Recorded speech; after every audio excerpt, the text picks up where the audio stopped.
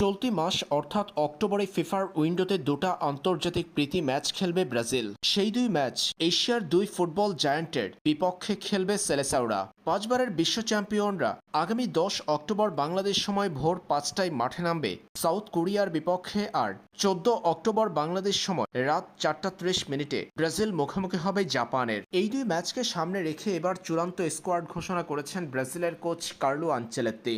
ইনজুরির কারণে এবার দলে নেই মার্কিনোস, রাফিনহা, নেইমার, অ্যালিসন বেকারের মতো তারকারা। ব্রাজিলের ঘোষিত স্কোয়াডে আছেন Bento, Ederson, Hugo Souza, Caio Henrique, Carlos Augusto, Douglas Santos, Eder Militao, Fabricio Bruno, Gabriel Magalhaes, Beraldo, Vanderson, Wesley, Andrey, Bruno Guimaraes, Casemiro, Joao Gomes, Joelinton, Luis Paqueta, Estevao, Gabriel Martinelli, Igor Jesus, Luiz Henrique, Matheus Cunha, Richarlison, Rodrygo, Vinicius junior,